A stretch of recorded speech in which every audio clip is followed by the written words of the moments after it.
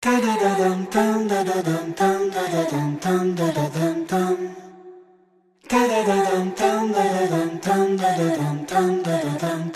me demandais si pour vous, le désir, il était suffisant ou est-ce qu'il fallait de la colère, est-ce qu'il fallait de la rage? Et donc je me demandais quel était le moteur qui vous faisait écrire, chanter depuis si longtemps et en touchant toujours des thèmes qui vibrent. Vous touchez un air, comme disait l'écrivain Colette, vous savez, les chansons qui touchent un air, c'est celles qui nous font dire « Ah oui, ben fallait l'écrire celle-là ». La France a une poésie de désir très puissante. Il manque peut-être le plaisir. Hein, c'est le fin amour quasiment, c'est l'amour sublimé, c'est l'amour comme on voudrait qu'elle soit. Ou les échecs, comme il y a des naufrages aussi. Bon, c'est très français. Je ne suis pas français, je suis plus rimbaldien, on va dire. Donc Rimbaud... C'est une identité, ça, d'être rimbaldien. Oui, absolument. On dit poète aux semelles de vent. Non, c'est poète aux semelles de plomb, quand même. Il est revenu d'Abyssinie sur un brancard, quand même. Donc il y a un humour, il y a une gouaille qui me manque dans le désir. Et en même temps, c'est très francophonie aussi, d'associer la chanson à un sentiment, à un plaisir, à une liberté. La chanson est une poésie sous contrainte. Nous avons une métrique, une musicalité à respecter. Il y a le flow. Il ne suffit pas de dire des choses vraies ou des choses sensibles pour faire un slam ou pour faire une chanson. Il y a un allant, on va dire, et un style. Faut un peu structurer le truc.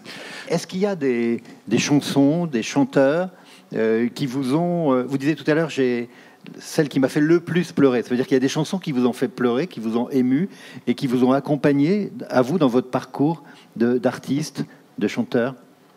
Eric, vous ne vous rendez pas compte ce que c'est de chanter. Chanter, non, ça non. Chanter, c'est pleurer. Chanter, c'est pleurer. Oui, bien sûr. Je veux dire, je suis obligé de m'émouvoir. Enfin, obligé. Je m'émeus moi-même, mais pas quand je chante de moi. La chanson, je peux vous dire, sur le dernier album, il y a Marché des mendiants. Les rues me font pleurer. La misère, oui, ça me prend la gorge, bien sûr. Et donc, il y a eu des chanteurs, des chansons qui ont marqué, qui ont jalonné un peu quand vous étiez... Charles, Odetta,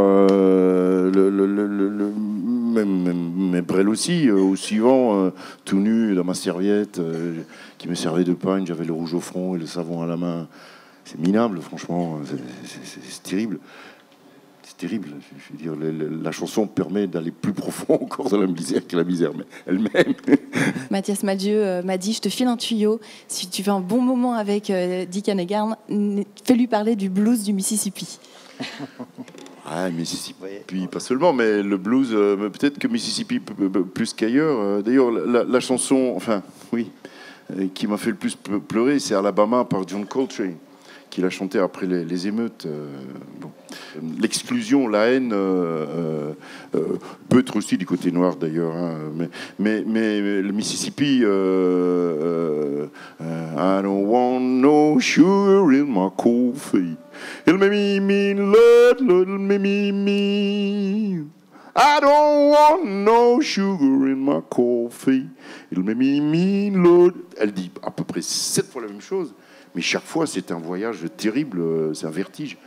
Donc le blues est une poésie physique, oui, absolument. La poésie n'est pas forcément quelque chose qui est comprise comme une musique, elle est comprise comme quelque chose qu'il faut apprendre, un exercice de mémoire, enfin plein de choses. Qu'est-ce que vous conseilleriez, qu'est-ce que vous demanderiez d'une manière générale pour qu'on puisse apprendre à mettre de la musique dans les mots quand il s'agit de poésie? C'est Bachelard qui dit que les sciences humaines sont à l'an zéro. Là, je vais commencer seulement à faire des ateliers de réécriture. Donc j'apprends à apprendre. Et c'est vrai que petit à petit, on s'acquiert un vocabulaire, les plosives, les labiales, les diphtongues. On peut donner une théorie, on va dire. Mais le mieux, c'est des profs. Nous, franchement, on avait un professeur de philosophie, il se mettait sur la table et il prenait un compas. Il disait « Jupiter fulminat !» oui, en effet, il fulminait. C'était le feu lui-même, ce prof. Donc, si les profs pouvaient être un peu plus physiques, on ne sait pas ce qui se passe dans les casques. mais à mon avis, ils apprennent aussi un peu dans leur casque. Les ados, les jeunes se font leur propre école. Et peut-être que les profs, ils devraient un peu rentrer dans les casques aussi. Mais d'ailleurs, j'ai appris qu'on peut apprendre les mathématiques. Enfin, on peut faire du rap avec la mathématique. On peut mettre de la musique même ailleurs que dans d'autres enseignements. Mais les professeurs devraient peut-être être un peu plus musiciens eux-mêmes. J'écris avec mes jambes. Qu'est-ce que ça veut dire ? En fait, c'est marrant parce que moi, j'ai dit que la religion fait partie de la culture et la culture fait partie de la religion. Je ne suis pas croyant d'aucune... En fait, je suis croyant de toutes les religions. Je suis polythéiste, personnellement. Mais donc, pour dire que la formule d'origine, c'est danser, c'est prier avec les jambes. Danser, c'est prier avec les jambes. Oui. Et marcher, mais c'est un peu rapport au Rimbaud, quand même, qui a énormément marché. Donc, la marche, en effet, c'est une poésie rude, c'est une poésie physique. Voilà.